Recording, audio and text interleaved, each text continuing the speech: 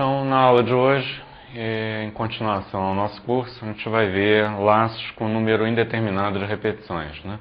Continuação da aula anterior, onde a gente viu laços onde o programa conhecia a priori o número de repetições que o laço ia ser repetido. Então, os objetivos da aula de hoje são ver o conceito do laço com número indeterminado de repetições, o laço onde o número de repetições não é conhecido a priori. Em seguida, a sintaxe, né, essencial para a gente escrever os exemplos em PTEX, no nosso pseudocódigo. Uma parte teórica, que o laço enquanto é tudo que você precisa. A gente vai ver que conceitualmente ele substitui o laço para. Então, o laço para existe para a conveniência do programador, mas conceitualmente o laço enquanto pode até substituir o laço para. E uma série de exemplos para a gente reforçar o conceito. Então, a primeira aplicação prática, onde vai ficar claro para a gente a diferença entre o laço enquanto e o laço para, que a gente viu anteriormente, é o exemplo, de novo, o exemplo das batatas, né? Então, o que a gente usou na aula anterior, a gente usou como uma forma de anunciar uma instrução a um operador, a um cozinheiro, que descascasse batata segundo uma instrução do programador, vamos dizer assim, né? Então, uma forma de enunciar essa instrução seria até possível enunciar essa instrução dizendo ao descascador de batatas, ao operador, descasca uma batata, né? Aí quando ele terminasse de descascar uma batata, eu dizia para ele, descasca uma batata. Quando ele terminasse, eu dizia, descasca uma batata, e eu podia repetir essa instrução indefinidamente, né? 20 vezes, 50 vezes. Teria um inconveniente, em primeiro lugar, do tamanho do código, né? Imagina, se você fosse passar essa instrução por escrito para um operador, se ele quisesse mandar descascar 50 batatas, você teria que repetir 50 vezes a instrução. Então, você já teria o primeiro inconveniente do tamanho da instrução, do tamanho da receita necessária. Segundo, né, a gente percebe claramente que essa não é uma aproximação natural, né? Não é assim que você instrui alguém a efetuar um procedimento que se repete várias vezes, 50 vezes. Você pode pensar até o seguinte, né? Não é razoável que você mande alguém descascar 1000 batatas, mas você pode ter ações onde você vai repetir 1000 vezes, 1 milhão de vezes. Então, não é razoável que você enuncie as instruções uma a uma, né? Existe um mecanismo mais natural para a gente, que a gente viu uma analogia na linguagem de programação na aula anterior, o laço com número determinado de repetições a priori. Então, na aula anterior, a gente viu uma alternativa para esse comando, que seria uma instrução simples do tipo descasque 25 batatas, descasque 100 batatas, descasque 1000 batatas, até mesmo descasque 1 milhão de batatas, né? Seria uma forma alternativa mais natural para a gente, né? O que diferencia o laço para, que a gente viu anteriormente, do laço enquanto, que a gente está vendo hoje, é precisamente o fato de que quando eu digo para um operador descasque 25 batatas, né, antes dele sentar, antes dele pegar a faca para descascar a primeira batata, ele já sabe a priori o número de vezes que ele vai repetir aquele ato, né? A gente está estudando mecanismos para enunciar instruções que são repetidas N vezes, né? Um número pode ser conhecido a priori ou não. Na construção, descasque 25 batatas, descasque 50 batatas. O operador conhece, antes dele pegar a faca, quantas batatas ele vai descascar antes dele poder se livrar daquela tarefa e passar para o seguinte, né? Uma forma alternativa de você dizer isso, talvez até no caso das batatas, até mais natural, né? Quando você vê uma receita, alguma coisa assim, um livro de receita, seria enquanto, né, descasca 1 quilo de batatas, tá certo? Descasque 2 quilos de batata. O que está implícito ali, né? Descasque batatas até, numa linguagem mais computacional, descasque batatas até você ter 1 quilo, até você ter 2 quilos, até você ter 5 quilos. O que difere essa instrução da anterior é que o usuário, né, o operador vai sentar para descascar a batata, mas ele não conhece a priori o número de batatas que ele vai descascar, né? Por quê? Depende de uma série de fatores, né? Depende do tamanho da batata, tá certo? Pode ser que ele tenha uma batata enorme, né, que 2, 3 batatas cheguem ao objetivo de ter 1 quilo de batata. Pode ser que ele não tenha muita habilidade em descascar batata, que junto com a casca ele tira metade da batata. Né? Vai demorar mais a ele atingir o objetivo de completar 1 quilo de batatas. Tá? Mas a esperança dele é que cada batata que ele descasque, né, bem ou mal, enfim, cada batata que ele descasque contribua para o objetivo, que é um dia parar de descascar batata. Tá? Se o ato de descascar uma batata não contribuísse para atingir o objetivo, o operador, né, o descascador de batata, assim como, né, o programa, né, quando a gente transportar isso para um programa, vai ficar indefinidamente no ato de descascar uma batata sem nunca atingir o objetivo. Então, a característica marcante do laço enquanto, que opõe ao laço para, é que o número de repetições não é, em geral, conhecido a priori. Você vai repetir aquele comando na esperança de que, né, o ato de repetir aquele comando, em algum momento, contribui para o ato de você, em algum momento, parar de executar aquele comando repetitivamente. Tá certo? De você não ficar o resto da vida executando aquele comando, aquele bloco de comandos. A segunda característica importante do laço, né, aquilo que eu falei na transparência anterior, é que o laço deve ser finito. Ou seja, o comando, né, no caso aqui a gente só tem um comando envolto pelo laço, que é o descasque de uma batata, tá certo? O comando tem que ser, o comando ou o grupo de comandos tem que contribuir de alguma forma para o objetivo, que é um dia de parar de descascar batata. Tá certo? Então, nesse laço aqui hipotético, é claro que isso não funciona, né? Se você tiver, enquanto não tiver 1 quilo de batatas, faça descasque uma laranja. Tá certo? O operador, né, assim como o programa, se isso fosse um programa de computador, vai ficar preso nesse laço o resto da vida. Né? O programa vai, o que se chama, né, em linguagem computacional, o programa vai entrar em loop. Tá certo? Vai ser um programa que vai ter que ser abortado. Na pior das hipóteses, dependendo do sistema operacional, até mesmo você vai ter que desligar a máquina, né? Porque o programa travou, ele entrou num loop que não vai sair nunca, tá certo? Por quê? Porque descascar uma laranja não contribui para o objetivo de um dia você ter 1 quilo de batatas. Então, as duas características marcantes são: o número de repetições não é conhecido a priori, mas você tem a esperança, pelo menos a esperança, de que também não seja infinito, né? Você entra no laço, né, o programa entra no laço, ele não sabe quantas vezes vai repetir, mas ele tem a expectativa de que, né, alguma hora a condição de parada, no caso aqui do exemplo, eu tenho 1 quilo de batata, seja atingido e eu possa sair do laço e prosseguir em direção às instruções seguintes do programa. Né? Que nem o operador aqui, na hora que ele parar de descascar a batata, ele vai prosseguir para executar o restante da receita ou coisa parecida. Então, na próxima transparência, a gente vê o laço enquanto. Então, aqui a gente tem um conceito teórico.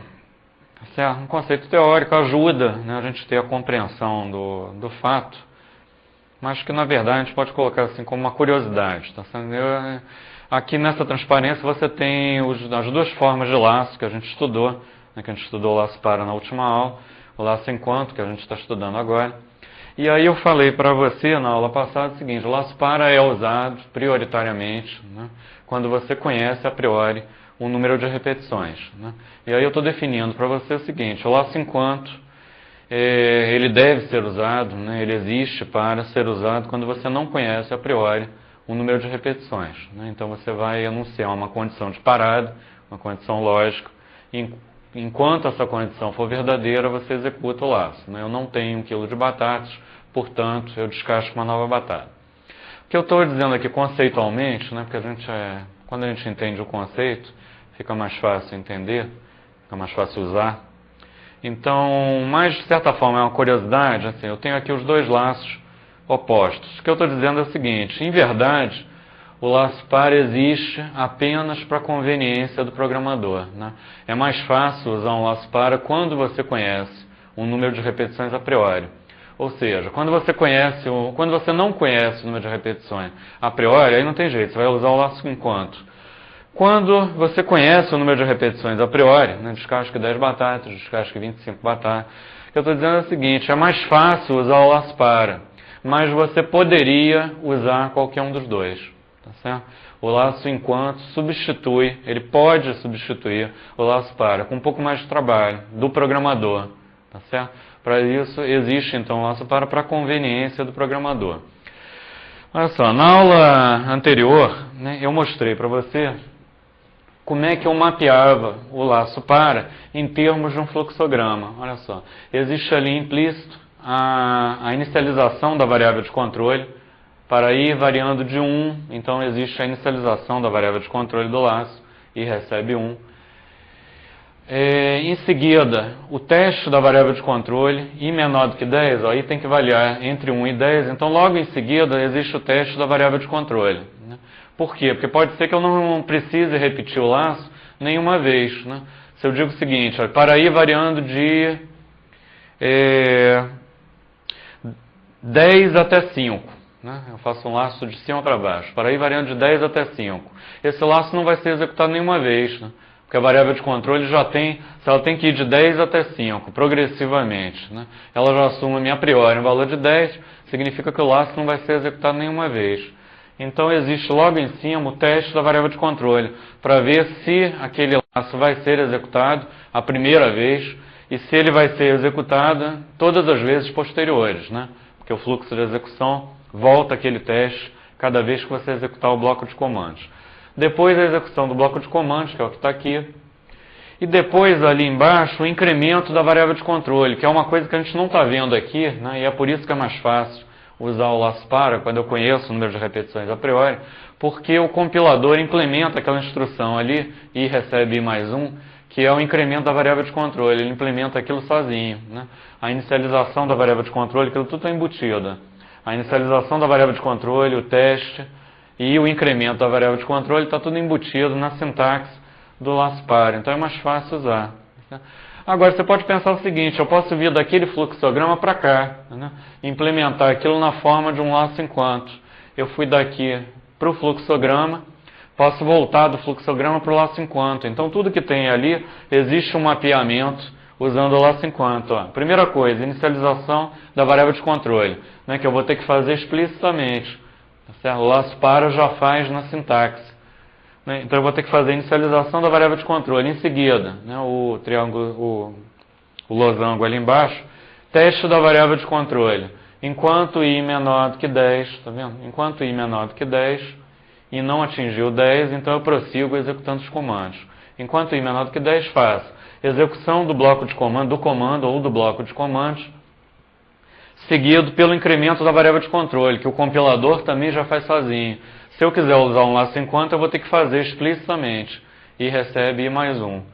Fim do enquanto, né? Fim do enquanto, aqui bem entendido, fim do enquanto não significa que o laço acabou. Significa que aquela interação do laço acabou. Tá certo? Fim do enquanto significa volta para executar uma nova interação do laço. Tá? Fim do enquanto significa fim dessa interação do laço, bem entendido. Tá? Fim dessa interação do laço, volta lá para cima para executar uma nova interação do laço. Tá vendo? Então eu posso ir do comando para um fluxograma e do fluxograma eu posso voltar para um comando enquanto, usando o enquanto. Ou seja, eu posso emular, né, um laço para usando um laço enquanto. Ou, em outras palavras, eu não preciso, a rigor, eu não preciso de um laço para, só que dá mais trabalho fazer com enquanto. Né? Eu vou ter que fazer o incremento da variável de controle, vou ter que fazer o teste da variável de controle. Dá mais trabalho. Agora, por outro lado, mesmo quando existem situações onde eu conheço o número de repetições a priori, né, onde eu conheço o número de repetições a priori, aí você vai pensar, bom, pela definição, se eu conheço o número de repetições a priori, eu vou usar um laço para. O laço enquanto serve quando eu não conheço o número de repetições a priori. Se eu conheço, mas existem situações onde eu conheço o número de repetições a priori, mas eu vou ser obrigado a usar um laço enquanto. Por quê? Porque a estrutura implementada para o laço para pela linguagem, ela é muito engessada, tá vendo? Olha só, eu tenho ali i recebe mais 1, é aquilo que engessa a estrutura do laço para. A variável de controle é incrementada de 1 em 1, não tem jeito de ser diferente. Então imagina uma situação onde eu quero contar todos os números pares, né? Eu quero enumerar todos os números pares. 0, 2, 4, 6, 8, 10, 12 e assim por diante. Não dá para fazer com laço para, porque o laço para não sabe fazer isso. Ele só sabe contar de 1 em 1. Tá certo? Então se eu disser, olha, eu quero contar todos os números pares até 100. Eu sei quantos são, né? Eu conheço a priori quantos são, mas não dá para usar um laço para, porque ele é limitado, né? O compilador, quando implementa o incremento da variável de controle, não tem como dizer para ele, ó, conta de 2 em 2, certo? Então, nessas situações, são raras, mas nessas situações, o número de repetições é conhecido, tá certo? De 0 a 100, os números pares devem ter, sei lá, 50, 51 números. O número de repetições é conhecido, mas eu não posso usar um laço para, porque o laço para conta de 1 em 1, tá? Então, nessas situações, eu vou ter que implementar isso daqui, porque aqui eu estou livre. Ó. Aqui eu posso contar de 2 em 2, de 3 em 3, de menos 1 em menos 1. Assim eu posso contar de cima para baixo. Tá? Eu tenho mais flexibilidade às custas de ser um pouco mais complicado de usar. Então, vamos ver um primeiro exemplo um pouquinho maior de utilização do laço enquanto. O que esse exemplo faz? Primeiro, é um exemplo muito simples, só para a gente demonstrar a dinâmica do laço. Ele solicita um caractere, né, é um laço, o número de repetições é indefinido. Ele solicita um caractere ao usuário e na forma de uma pergunta. Né, ele pergunta ao usuário se o usuário quer continuar a execução do laço. Se o usuário digitar qualquer coisa diferente de um caractere N, minúsculo ou maiúsculo, indicando não, né, que ele não quer continuar, aí o laço é repetido de novo. Só isso. Né? Não existe nenhuma instrução útil dentro do programa. Né? Só é uma pergunta ao usuário, quer continuar? Ele digita alguma coisa e se essa coisa, né, prossegue, fim do enquanto, volta para testar o laço. Se essa coisa for diferente de um caractere N minúsculo ou N maiúsculo, então ele vai prosseguir na execução do laço. O número de repetições não é conhecido a priori. Né? O número de repetições é resultado da vontade do usuário. Ele vai executar esse programa, né? E ele vai responder essa pergunta, quer continuar, enquanto ele quiser. Só a hora que ele quiser terminar, que ele vai digitar um N. Então não dá para dizer para ir variando de 1 até 1000. Né? Eu não posso forçar o usuário a repetir a execução do programa 1000 vezes.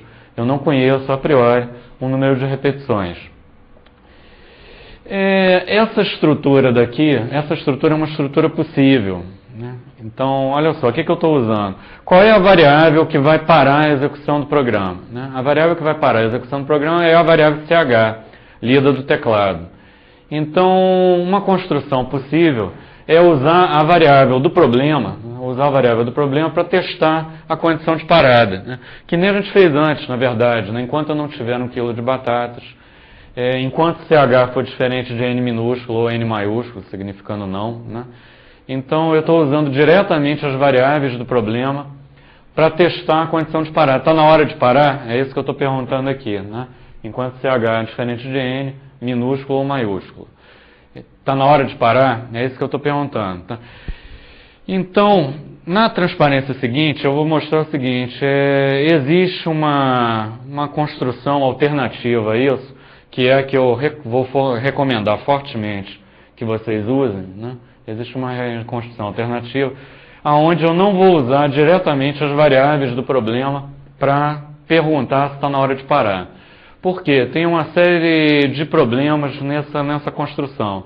Você imagina o seguinte, primeira coisa que frequentemente aparece, que frequentemente os alunos se confundem, é o seguinte, se eu tenho uma condição de parada só, imagina que eu vou parar se ele digitar um caractere N minúsculo. Né? Eu tenho uma condição de parada só, enquanto esse caractere for diferente de N minúsculo. Aí é fácil, aí não tem muita complicação. Agora imagina o seguinte, eu tenho 20 condições de parada. Né? Primeiro problema que aparece é eu escrever essas 20 condições de parada ali em cima. Né? Então, enquanto caractere diferente de N, caractere diferente de N maiúsculo, e imagina o problema das batatas. Enquanto eu não tiver 1 quilo de batatas e houver batatas para descascar e o operador, né, estiver no horário de expediente, porque se não estiver no horário de expediente ele vai embora, e as batatas ainda forem necessárias, porque ele pode demorar tanto para descascar que não se torne mais necessário. Então você tem um monte de condições ali e dependendo da aplicação começa a ficar confuso o conectivo aqui que você tem que usar. Né? Às vezes é E, às vezes é OU, depende da aplicação. Tá certo? Eu quero parar quando o caractere é digitado, olha só, na verdade, a gente já vê a complicação, eu quero parar quando o caractere é digitado for um N ou um N maiúsculo, não é isso? Um N minúsculo ou um N maiúsculo. No entanto, a parada, né, porque eu repito, né, existe uma inversão da lógica, tá, eu repito o laço, não é até que a condição seja satisfeita. Eu repito, enquanto a condição for satisfeita. Então, eu já vi que eu fiz uma inversão. Né? Eu vou parar quando o caractere for N minúsculo ou maiúsculo. Mas aqui apareceu um E, não apareceu um O. Tá certo? Porque aqui é o contrário, eu estou dizendo o contrário. Enquanto o caractere for diferente de N minúsculo e caractere diferente de N maiúsculo, eu repito. Tá certo? Existe uma certa, né, existe um fator aí de confusão. Certo? Se eu botar O ali, né, dá na mesma? Claro que não. Tá certo? Qualquer caractere é diferente de N minúsculo ou N maiúsculo. Qualquer um. Até o N minúsculo. Né? Porque o N minúsculo é diferente de N maiúsculo. Então esse laço seria um laço eterno. Certo? Se eu botar um ou ali, isso vira um laço eterno. Então existe um fator de confusão. Né? Não quer dizer que você não possa usar. Existe um fator de confusão. Eu recomendo que a gente não faça assim. Outro inconveniente dessa construção. Se eu uso a variável de controle para testar a condição de parada, né, ela tem que ter um valor para ser testada a primeira vez que eu passar por ali. Tá? É outro fator de complicação. Ó, eu já chego aqui testando o valor da variável CH. Então o que eu tenho que fazer? Eu tenho que ter um valor para CH antes de chegar no laço. Tá? Eu não posso usar a leitura do CH somente dentro do laço, porque a primeira vez que eu passar por aqui,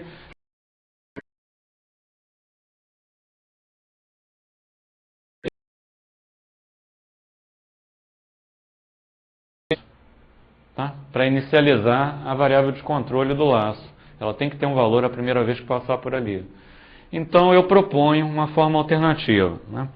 Que a gente, durante a resolução dos exercícios, a gente pode até combinar um protocolo aqui, que é o seguinte, né? Durante a resolução dos exercícios, eu muitas vezes vou perguntar, então, dado esse problema, quantas vezes o laço é repetido? Né? A gente identifica um procedimento que vai ser repetido N vezes, tá certo? Aí eu vou dizer quantas vezes o laço vai ser repetido. Se a gente conseguir dizer, olha, o laço vai ser repetido 10 vezes, 15 vezes, N vezes, certo? Porque né, o que eu frisei na última aula, né, que a gente não deve confundir, conhecer a priori o número de vezes que você vai repetir o laço não significa que o número de vezes que você vai repetir o laço é uma constante. Né? Tá certo? Se eu disser para você o seguinte, olha, todo dia você é o descascador de batatas. Todo dia, quando você chegar no trabalho, né, vai ter anotado num bloco de anotações sobre a mesa quantas batatas você vai repetir, você vai descascar naquele dia. Tá certo? Não é necessariamente uma constante. Eu não preciso dizer para o descascador de batata, todo dia quando você chegar aqui, você vai descascar 20 batatas. Né? Posso dizer para ele o seguinte, você vai ali ler e ver quantas batatas você vai descascar naquele dia. Cada vez que ele executar o procedimento, ele pode descascar um número diferente de batatas. Mas o que caracteriza o laço par é o fato de que, antes dele descascar a primeira batata, antes do comando ser executado a primeira vez, ele conhece o número de vezes que ele vai repetir aquele ato. Não interessa ele ler num pedaço de papel, não interessa se é todo dia a mesma coisa. Tá? Então, quando a gente estiver resolvendo exercícios, muitas vezes, então eu vou perguntar quantas vezes essa ação vai ser repetida. Se você conseguir dizer 10 vezes, 5 vezes, 15 vezes, 1000 vezes, N vezes, ainda que seja N vezes, mas eu conheço a priori, então a gente vai usar o laço par. Quando você disser não sei, né, não sei, porque depende de alguma coisa externa, depende da ação do usuário, depende de uma variável atingir um determinado valor. Quando a gente disser não sei, então eu sugiro que a gente faça um carimbo, né, que eu botei ali em azul. Eu sugiro que a gente faça um carimbo e em toda solução onde a gente identifique um laço, onde eu não sei a priori o número de repetições, que a gente use o carimbo e carimbe aquelas duas linhas ali. Uma variável booleana, uma variável lógica, acabou, recebe o valor falso. Em seguida, enquanto não acabou, significa enquanto essa variável tiver o valor falso, né, não falso da verdadeiro. Enquanto não acabou, faça. Esse nome dessa variável podia ser qualquer nome, é claro. Né? Eu podia chamar aquela variável de x, y ou z. Tá certo? O nome das variáveis não é significativo para o compilador. No entanto, ao escolher o nome acabou, é um nome bem escolhido, né? Porque ele dá uma semântica em português para quem estiver lendo esse programa. Né? Enquanto não acabou, né, eu entendo o que está escrito ali. Tá certo? É claro, se eu escrevesse ali enquanto não XYZ, o programa funcionava da mesma forma, mas ele não tinha semântica para quem está lendo. Tá certo? Eu podia até fazer pior, né? Pior do que XYZ, se eu usasse a variável com sentido contrário, né? Se eu pusesse aqui, ó, acabou o verdadeiro, e aí pusesse enquanto acabou, faça, né? Não faz o menor sentido para quem escuta isso. Então o nome da variável pode ser bem escolhido, e aí dá uma semântica para quem escuta o programa. O programa não é para ser escutado, a gente sabe disso, né? O programa não é para ser escutado, ele é para ser lido pelo compilador. Para o compilador tanto faz o nome que você dá para a variável, né? Ele não liga a mínima. Mas como quem vai ler o programa, quem vai manter o programa, né? É um operador humano. Então o nome da variável ali foi bem escolhido. Acabou o falso. Enquanto não acabou, faça. Tá vendo? Não tem qualquer relação com as variáveis do problema. Então serve para qualquer solução. Quando eu quiser acabar com esse laço, né? Eu faço acabou o verdadeiro. Acabou o verdadeiro significa que, importante, né? Acabou o verdadeiro não é o fato de eu atribuir verdadeiro à variável acabou que terminou o laço. Né? O laço efetivamente só vai acabar quando chegar aqui fim do enquanto, significa fim dessa interação do enquanto, vou voltar à próxima interação do enquanto. Aí ele volta aqui e vê, acabou nesse momento é verdadeiro, então não o verdadeiro dá falso, está na hora de parar. Tá certo? Está na hora de parar, significa ir para a instrução seguinte ao laço enquanto. Percebe? A variável enquanto não tem qualquer relação com as variáveis, a variável acabou, não tem qualquer relação com as variáveis do problema. Então, qualquer momento que eu queira terminar o laço, por qualquer motivo, descasque 1 quilo de batatas. Descasque 1 quilo de batatas. Mas aí, pronto, eu completei 1 quilo de batatas. Como é que eu sinalizo? Isso funciona como um flag. A gente pode pensar nisso daí como uma bandeirinha. Tá certo? Na hora que eu quiser terminar, né, é que nem mecânico de... Já viu mecânico trocando pneu de Fórmula 1? Como é que eles fazem para sincronizar aquilo? Né? O carro encosta no box, tá certo? Cada um deles trabalha isoladamente, né? Cada um deles trabalha sozinho, é uma equipe em cada um dos pneus. Na hora que o cara termina, o que ele faz? Ele levanta um braço, levanta uma bandeira, e aí tem um cara ali geral que ele verifica o seguinte, está todo mundo com o braço levantado, ele sinaliza para o piloto, né? Que ele pode partir. Então, essa variável booleana funciona como um flag. Então, cada vez que eu quiser terminar o laço, eu levanto a bandeirinha. Tá certo? Então, já tenho 1 quilo de batatas, o que eu faço? Acabou o verdadeiro. Tá certo? O operador saiu para o almoço. Saiu para o almoço não é um bom exemplo. Acabou o horário de expediente. Acabou o verdadeiro, não tem mais batata sendo descascada. Não existe mais batata com casca para ser descascada. Acabou o verdadeiro. Não existe mais interesse nas batatas. Né? Demorou tanto que eu não preciso mais dela. Acabou o verdadeiro. Eu quero terminar o laço por algum motivo. Tá certo? Eu não preciso juntar tudo aquilo num eis e ous. Né? E eu não preciso da inversão da lógica. Tá certo? Quando é que eu termino? Eu termino quando o usuário digitar um N minúsculo. Então ele digitou um N minúsculo ou um N maiúsculo. Tá vendo? Aqui eu voltei para o que é mais natural para a gente. Quando é que para esse negócio? Quando ele digitar um N minúsculo ou um N maiúsculo. Né? Não é assim que a gente falaria. Você não ia dizer, quando ele digitar um N minúsculo e um N maiúsculo. Né? Ele não pode digitar 2 caracteres ao mesmo tempo. Isso aqui é mais próximo da gente. Ele digitou um ou outro, eu quero parar, acabou o verdadeiro. Eu podia até mesmo, né, na próxima transparência, eu podia até mesmo separar as duas condições, para te dar uma ideia do que eu estou falando. Caractere, né, eu não juntei com conectivo ou, eu separei. Então, se esse caractere digitado for um N minúsculo, quero parar, acabou o verdadeiro. Não é um N minúsculo, então é um N maiúsculo? Quero parar também, né, acabou o verdadeiro. Qualquer hora que eu queira terminar, acabou o verdadeiro, por qualquer motivo. Tá certo? Então tá, próxima transparência, um exemplo de saída. Né? É um exemplo hipotético, né, que o usuário digitou 3 vezes uma letra diferente de N. Primeiro um S minúsculo, seguido de um S maiúsculo, outra vez um S minúsculo. E aí finalmente ele quer parar. Né? A gente não tinha condição de saber isso a priori. Ele digitou, depois de 3 caracteres diferentes de N, ele digitou o 4º caractere N e aí o programa acabou. Tá certo? Acabou porque você fez acabou verdadeiro, e aí voltou lá em cima, testou o valor da variável de controle, e aí terminou.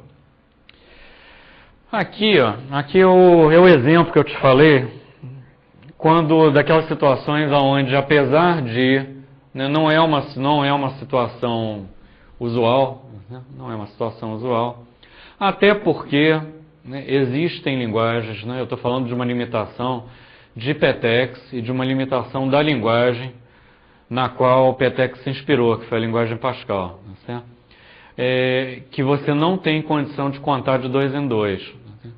Mas, então o que eu estou te dizendo? De novo, eu estou te dizendo que o uso do laço enquanto, né, quando você conhece o número de repetições a priori, não é muito comum, porque, até mesmo porque, né, como um parênteses, até mesmo porque existem linguagens onde é possível você dizer, instruir o compilador que a contagem deve ser de 2 em 2. Né? Existem linguagens. Não é o caso de PETEX, né, do pseudocódigo que a gente idealizou, porque é inspirado em Pascal. Tá certo? Então essa é uma situação daquelas onde eu quero contar de 2 em 2. Eu quero contar de 4 a 10. Tá certo? De 4 a 10, o número de repetições é conhecido a priori. Eu vou passar pelo número 4, pelo número 6, números menores do que 10. Então eu vou passar por 4, 6 e 8. O número de repetições é conhecido a priori. Só que não dá para fazer isso com laço para. Por quê? Por causa do incremento da variável de controle, que no laço para é de 1 em 1. Então eu escrevi o equivalente do laço para, a gente já viu isso quando a gente viu o fluxograma. Eu escrevi o equivalente do laço para usando o enquanto. E aqui eu tenho total liberdade de contar de 2 em 2, de 3 em 3, de 10 em 10, de menos 1 em menos 1. Tá certo? Mas, de novo, não é uma situação muito usual, né? No próximo slide, então, a saída gerada por esse programa, a gente vê a estratégia funcionando. A gente conta de 2 em 2, o número 4, o número 6 e o número 8. Isso era sabido a priori, a gente sabia que os números eram esses, mas a gente teve que usar um enquanto fora do nicho natural dele, porque não dá para contar de 2 em 2 usando o laço par. Exemplos de uso de laços. Então, no exemplo seguinte, a gente vai ver um exemplo um pouco mais sofisticado, né? O programa faz alguma coisa, em oposição àquele outro que não fazia nada, que é achar o maior número de uma série de números positivos fornecidos pelo usuário. Como é que funciona? O usuário vai enumerar, ele vai anunciar uma série de números que você não sabe a priori quantos são, né? O problema seria completamente diferente se eu disser o seguinte, ó, eu vou dizer, né, eu vou simular aqui a entrada de dado, seria completamente diferente se eu dissesse, olha, eu vou dizer 10 números, ao final desses 10 números, você vai me dizer qual foi o maior. Como são 10 números, você pode se preparar para ler 10 números. Você conhece a priori o número de vezes que você vai repetir o fato de escutar um número. Certo? O computador sabe a priori o número de vezes que ele vai ter que fazer a entrada de um novo número, fazer a entrada de um novo dado. Aqui não, aqui a regra do jogo é a seguinte, né? O programa, o usuário vai entrar uma série de números, quantos ele quiser, quantos ele quiser. Até que uma hora, todos os números são positivos, tá certo? Como é que você marca, né, se você tem uma série de números, como é que você marca o final dessa série de números para o computador? Existem duas alternativas, tá? Isso daí em geral. Tá certo? Se você tem uma série de alguma coisa, como é que você marca o final dessa série? Em geral, né? Existem duas alternativas. Eu posso a priori dizer quantos números tem, quantos elementos, né, números não seria o caso, quantos elementos vão ter naquele conjunto. Tá certo? Posso dizer a priori para você o seguinte, olha, eu vou dizer uma série de números composta por 10 números. Tá, se eu disser isso, eu não preciso, no final dos 10 números, dizer acabei. Né? Eu não preciso marcar o final. Eu posso dizer a priori quantas tem, ou eu posso marcar o final. Ou então eu posso dizer, a outra estratégia seria eu dizer para você, olha, eu vou dizer uma série de números. Né? No final você me diz qual é o maior. E aí eu posso falar números, né? Posso falar número, você está na expectativa quando é que aquela série vai acabar, eu continuo falando número, e aí tem uma hora que eu digo acabei. Certo? É a segunda estratégia para delimitar uma série, um conjunto de alguma coisa. Né? Então, se eu delimitar no início, se eu disser a priori quantos tem, você vai usar o laço para, né? Porque aí você conhece a priori quantos tem. Se eu marcar no final, né, você vai ter que... Você não conhece a priori quantos são. Então, você vai ter que usar o número de repetições não é conhecido a priori, você vai ter que usar o laço enquanto. Então, a estratégia aqui é essa, tá? Eu não vou dizer quantos elementos tem no conjunto a priori, mas eu vou marcar o final. Como os números são todos positivos, a entrada de dados termina quando o usuário digitar, quando o programa lê um número negativo, tá certo? Como os números são todos positivos, um número negativo significa tem para o computador o mesmo significado do acabei. Né? Acabei, agora você me diz qual é o maior da série. Para isso, olha só, a gente vai usar essa ideia do container. Né? Eu botei essa figurinha do vaso. A gente vai usar a ideia do container. Qual é a ideia da resolução desse problema?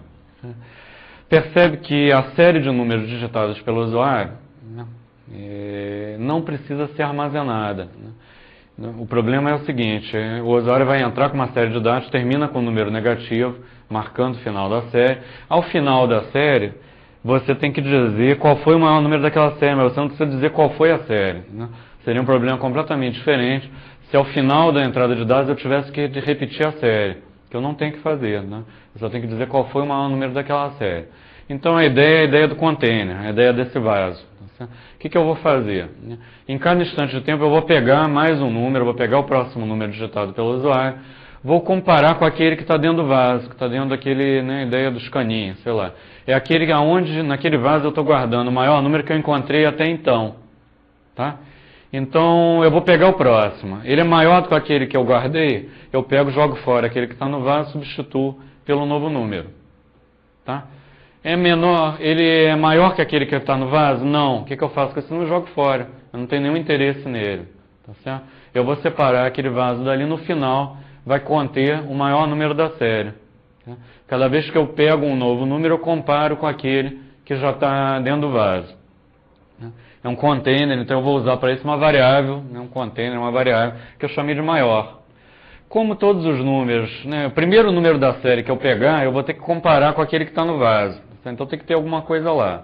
Como todos os números são positivos, né, isso é enunciado do problema, como todos os números são positivos, então eu inicializo o conteúdo do vaso, da variável, com -1. Né? Então eu tenho garantia que a primeira variável que eu ler vai ser maior, o primeiro valor que eu ler vai ser maior do que -1, porque todos os números da série são positivos. Tá? Então, essa primeira linha é só a inicialização do problema. Em seguida, aí eu vou perguntar o seguinte, né? Quantos números o usuário vai digitar? Né? E a resposta correta é, não sei. Eu não sei. Se eu soubesse, eu ia usar o nosso par. Ele vai digitar quantos números ele quiser. Então tá. Se eu não sei, eu vou carimbar então minha solução padrão. Acabou o falso, enquanto não acabou o faço, fim do enquanto. Tá? Aonde eu vou repetir. O que eu vou fazer? Né? Eu escrevi ali a estrutura, né, o esqueleto de um comando repetitivo. Acabou o falso, enquanto não acabou o faça, fim do enquanto. Significa que o que está dentro do enquanto, que eu botei ali os 3 pontinhos, vai ser repetido um número indeterminado de vezes, enquanto não acabou. O que eu vou repetir um número indeterminado de vezes?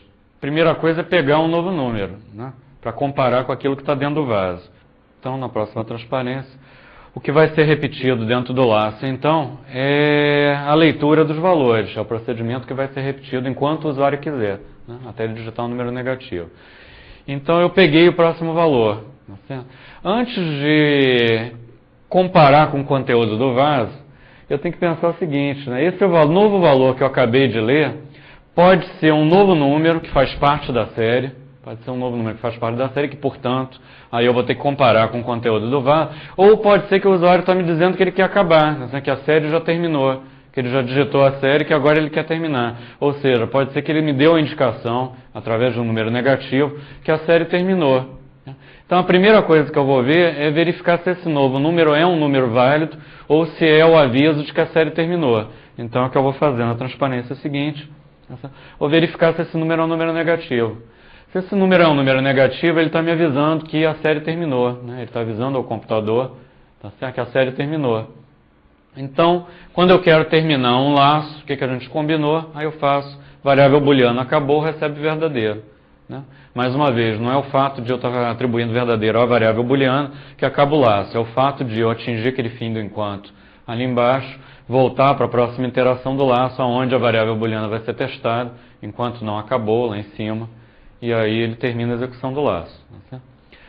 Então, se o valor é negativo, ele estava me dizendo que ele quer terminar o laço. E se não for negativo, for um valor positivo, significa que o número que ele acabou de digitar faz parte da série. Portanto, ele tem alguma chance de ser o maior da série, né? Eu vou ter que verificar. Então, no slide seguinte, é o que eu vou fazer em seguida. Ó. Se não, tá, o número digitado não era um número negativo, o número faz parte da série, portanto, eu tenho que comparar com o conteúdo do container, com o conteúdo do vaso, onde eu estava armazenando o maior número até então. Então é o que eu faço ali. Ó. Se o valor é o nome da variável que eu acabei de ler. Se o valor é maior do que, maior é o nome do vaso, tá? É o nome da variável que contém a maior variável até então. Se o valor é maior do que maior, significa que aquela minha hipótese estava errada. Aquele número que eu estava armazenando ali, pensando que era o maior da série, não era. Eu vou ter que substituir. O que eu faço? Eu jogo fora aquele, né, e coloco dentro do vaso aquele que eu acabei de ler. Certo? Então, é o que eu faço na transparência seguinte, maior recebe valor. Está vendo? O que estava dentro do vaso, né, passa a ser essa que eu acabei de ler. Essa é a maior. Né? Não é a maior, né, não é definitivamente a maior, é a maior até então. Eu vou continuar escutando o usuário, eu vou continuar lendo dados do teclado para ver se tem algum outro número na série que é maior do que esse. No final, quando o laço acabar, no fim do enquanto, quando o laço acabar, eu tenho ali dentro do vaso o maior número da série. Esse laço vai acabar, a gente espera que ele acabe. Por quê? Porque alguma hora a gente espera que o usuário digite um número negativo. Na hora que ele digitar um número negativo, eu tenho ali, se valor menor do que zero, então acabou o verdadeiro. Então, vai terminar o laço, vai prosseguir para executar as instruções após o laço. Quando eu terminei o laço, eu tenho dentro ali daquele container ali maior, dentro daquele vaso, eu tenho o maior número da série. O que falta? Só falta dizer para o usuário quanto é que vale. O programa tem que ter saída de dados. O programa que não tem a saída de dados não serve para nada. Ele faz todo o processamento e não te diz quanto é que deu. Então, só falta ali imprimir quanto é que deu. Então, aquela última instrução ali, imprima maior igual, string maior, seguido do valor da variável maior, seguido do valor do container, que é o maior número da série. Tá? Uma saída hipotética numa série onde o usuário digitou uma sequência de números, 2, 4, 8, o maior elemento da série é o terceiro, 2, 4, 8. O que aconteceu lá internamente? O primeiro número digitado foi o 2. Como você inicializou o vaso com menos 1, você pegou aquele 2 e colocou no lugar do menos 1. Você disse que o maior era 2. Aí o segundo número digitado foi o 4, que era maior do que aquele que você tinha armazenado. Aí você disse, não, então o maior é 4. E ficou esperando mais 1. Aí ele digitou 8. Aí você disse, e 8 ainda é maior do que aquele que eu guardei lá. Então o maior é 8. Aí ele digita 5. Aí você pega 5, não, eu tenho um maior do que esse. Jogo fora esse 5.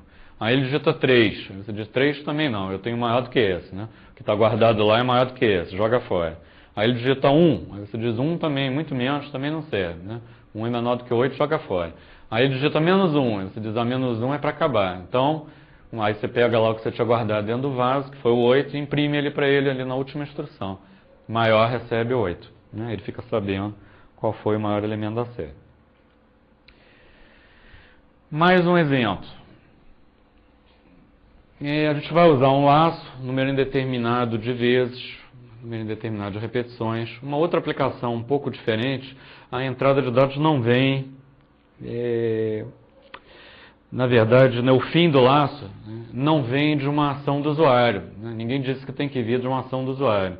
O laço pode ser executado um número indefinido de vezes até alguma condição atingir um determinado valor. A ação não é a do usuário. Então, a gente vai ver isso para calcular, por exemplo, o programa MMC, mínimo múltiplo comum. Então, antes da gente calcular o mínimo múltiplo comum, que a gente vai ver que não tem dificuldade nenhuma, vamos fazer uma revisão do que é um múltiplo comum. Então, por exemplo, calcular o múltiplo comum de 12 e 18. Achar um múltiplo comum de 12 e 18 é fácil, Existem muitos múltiplos comuns, só que a gente está interessado num que ele tem uma característica especial de ser o mínimo o menor possível. um mínimo comum e um múltiplo comum, não mínimo, entre 12 e 18, é só você multiplicar um pelo outro, você tem um múltiplo comum, né? 12 vezes 18, divide por 12 dá 18, divide por 18 dá 12, é um múltiplo comum, né? Não é o menor deles. Então o que é um múltiplo comum? Vamos pegar, por exemplo, uma hipótese. Vou pegar o número 24. 24 é um múltiplo comum de 12 e 18? Como é que eu vejo isso? Eu divido 24 pelos 2. Se ele é um múltiplo, ele tem que ser divisível, né? 24 dividido por 12 é divisível? É, dá 2, resta 0. Ser divisível significa isso aqui, dá resto 0, né? Então ele é múltiplo de 12. 24, até aqui está tudo bem, então ele serve, certo? Ele é múltiplo de 12. Ele é um múltiplo comum. Comum significa que ele é um múltiplo dos dois ao mesmo tempo. Ele é um múltiplo de 18? Não. 24 dividido por 18 dá 1, mas tem resto 6. Certo? Então ele é múltiplo de um, mas não é múltiplo do outro. Ele não é múltiplo comum. Ele podia não ser múltiplo de nenhum dos dois. Quer ver? Vamos testar o número 35. 35 é múltiplo de 12? Não. 35 é múltiplo de 18? Também não. Tá certo? Ele pode não ser múltiplo de nenhum dos dois. Ele pode ser múltiplo de um só. Ele ainda não é um múltiplo comum. Como o nome está dizendo, o múltiplo comum é aquele que é múltiplo dos dois, né? Tem que dar resto 0 quando você dividir pelos dois. E o número 36 é um múltiplo comum? É. 36 dividido por 12 dá 3, resto 0. 36 dividido por 18 dá 2, resto 0. Esse múltiplo daqui ainda tem uma particularidade especial, que ele é o mínimo, né? Ele é o menor múltiplo comum. Porque se ele é um múltiplo comum, qualquer múltiplo de 36 também serviria. 36 é divisível por 12, 36 é divisível por 18. Então 72 também vai ser, 108 também vai ser, 144 também vai ser, quer dizer, qualquer múltiplo de 36, mas eles não são os menores possíveis, tá? Só tem um que é o menor possível. Aí esse aí recebe o nome que a gente aprendeu desde lá do primário, ginásio, sei lá, né? Mínimo, esse múltiplo comum se chama o mínimo múltiplo comum, ou MMC. Então é isso que a gente está procurando. Lá atrás, sei lá, primeiro grau, sei lá, a gente aprendeu que é um negócio complicado, fatores comuns e não comuns, elevados aos maiores expoentes, ou menores expoentes, sei lá. É um negócio complicado, né? E no computador dá para fazer muito mais fácil, né? Se você fizer tentativas. O que eu posso fazer? Eu não quero achar o menor múltiplo comum, então eu posso começar do menor número inteiro possível. Certo? Eu posso começar do número 1. Será que o número 1 serve? Né? Aí eu divido. Eu já sei que não serve, mas no computador, perder tempo no computador é barato, né, hoje em dia. Certo? Então eu posso dividir 1 por 12. Né? Serve? Não. Dá resto 1. Então eu vou tentar o próximo. Quem é o próximo? 2. Certo? 2 dividido por 12 serve? Também não. Dá resto 2. 3... 4, 5, 12 dividido por 12, serve? Serve, dá resto 0. Mas será que serve também lá? 12 dividido por 18, não dá, né? Dá resto 12. Vou continuar. 13, 14, 15, 16, 17, 18. 18 serve lá? 18 dividido por 18, dá 1, resto 0, serve. Mas será que serve aqui? 18 dividido por 12, 1, resto 6, não serve. Então vou continuar. 19, 20, 21, 22... 23, até que, né, eu vou chegar no 36. 36 dividido por 12 serve? Serve. 36 dividido por 18 serve? Serve. Então nessa hora parou. Tá certo? Percebe? Eu estou contando de 1 em 1. Né? Contar de 1 em 1 parece até laspara, mas isso não é um laspara, porque eu não sei quando é que eu vou parar. Tá certo? Quando é que eu vou parar não depende de uma ação direta do operador, do usuário. Na verdade depende do par de números que eu escolhi. Tá certo? 12 e 18 eu vou ter que contar até, sei lá, até achar um múltiplo comum. Eu vou contar até achar um múltiplo comum. Né? Eu não sei quantas vezes eu vou ter que contar. Então caracteriza um laço enquanto. Então vamos ver a solução.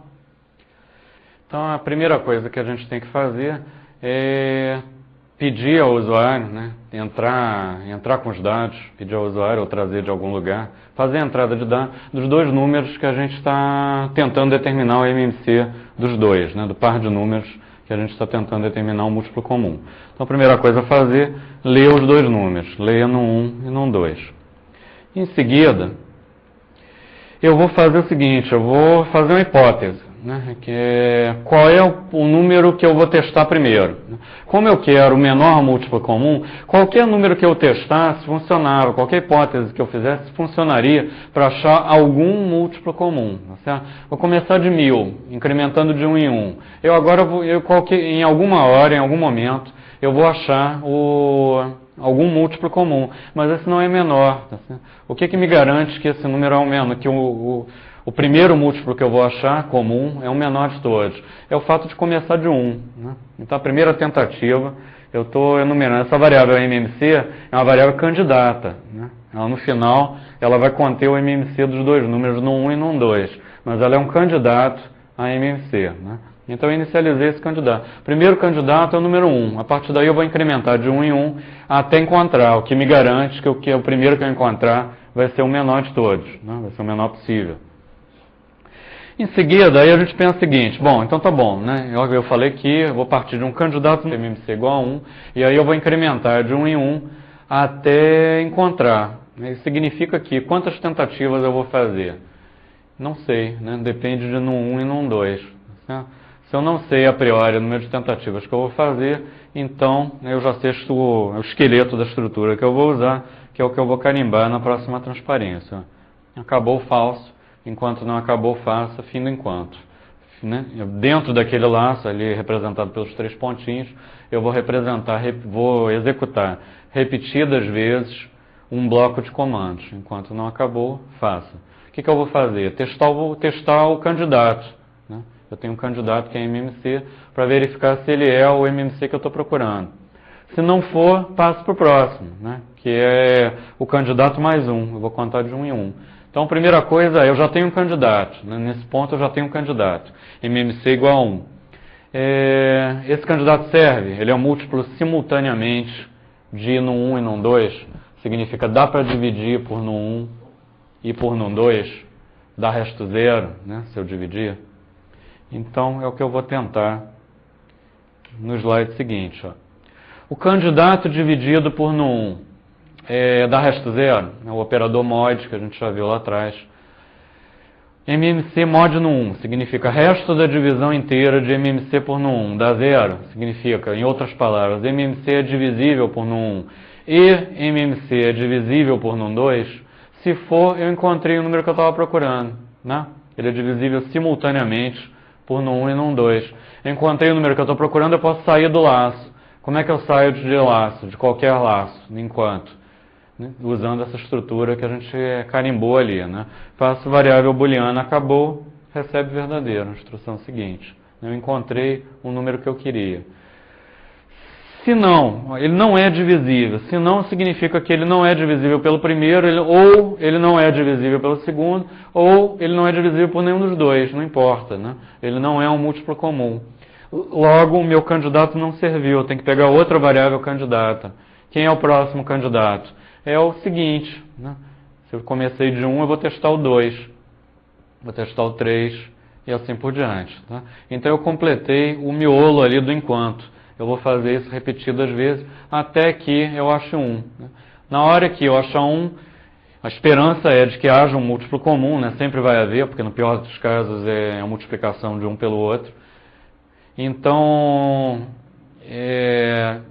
em algum momento eu vou achar esse múltiplo comum, vou fazer variável booleana acabou verdadeiro, e aí eu vou sair do laço. Nessa hora que eu sair do laço, falta, né, o mais importante, que é dizer para o usuário desse programa quanto é que deu. Né? Ele rodou esse programa na expectativa de saber quanto era o MMC dos dois números. Tá? Então a única coisa que falta é eu imprimir o valor do MMC, né, que fecha o programa. Agora, então, para a gente continuar então, o nosso curso, eu agora recomendo a vocês que nesse ponto parem, né, e façam a lista de exercícios que está ao final dessa unidade e comparem com o gabarito, tá certo? Voltem à aula se precisarem e depois, quando isso estiver sedimentado, então a gente prossigam com a unidade seguinte, que é o uso de variáveis indexadas ou vetores.